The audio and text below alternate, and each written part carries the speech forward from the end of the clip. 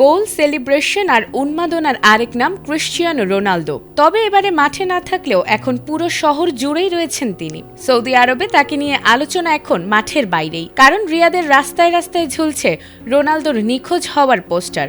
Saudi আরবে কি তবে সত্যি হারিয়ে গেলেন ক্রিশ্চিয়ানো রোনালদো? ঘটনার সূত্রপাত হয়েছিল আল নাসরের হয়ে সবশেষ ম্যাচ থেকে। আল রিয়াদের বিপক্ষে সৌদি প্রো লিগের সেই ম্যাচের আগে পুরোপুরি ফিট ছিলেন রোনালদো, তবুও তাকে স্কোয়াডে রাখা হয়নি। শুরুতে চোট বা বিশ্রামের গুঞ্জন উঠলেও পরে জানা গেছে এটি ছিল সচেতন প্রতিবাদ।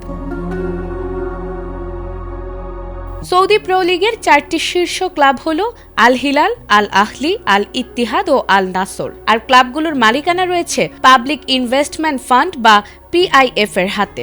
লিগ শুরুর পর থেকেই রোনালদোর দাবি, এই 4 ক্লাবের প্রতি সমান আচরণ করা হচ্ছে না। বিশেষ করে আল নাসরের তুলনায় আল হিলাল ও আল ইত্তিহাদ বাড়তি সুবিধা পাচ্ছে বলেও অভিযোগ করেছেন তিনি। এই ক্ষোভ আরও তীব্র হয়েছে শীতকালীন দল বদলে। আল নাসর দলে নিয়েছেন 4 জন খেলোয়াড়কে, যাদের কেউই আন্তর্জাতিক ফুটবলে আলোচিত নাম নন। অন্যদিকে আল ইত্তিহাদ ছেড়ে সরাসরি আল হিলালে যোগ দিয়েছেন রিয়াল মাদ্রিদের সাবেক সতীর্থ কারিম বেনজেমা। এখানেই ক্ষুব্ধ হয়ে ওঠেন এই পর্তুগিজ সুপারস্টার।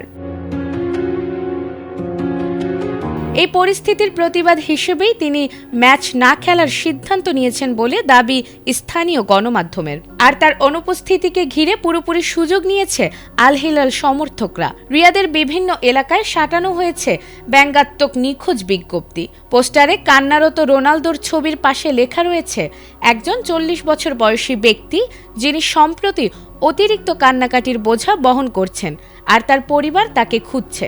ব্যঙ্গাত্মক এই নিখোঁজ অভিযান সামাজিক যোগাযোগ মাধ্যমেও ছড়িয়ে পড়েছে দ্রুত গতিতে।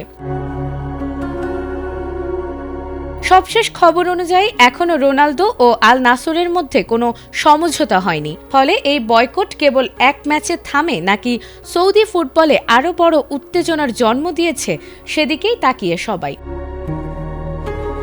নাজমুন নাহার জান্নাত, এটিএন বাংলা।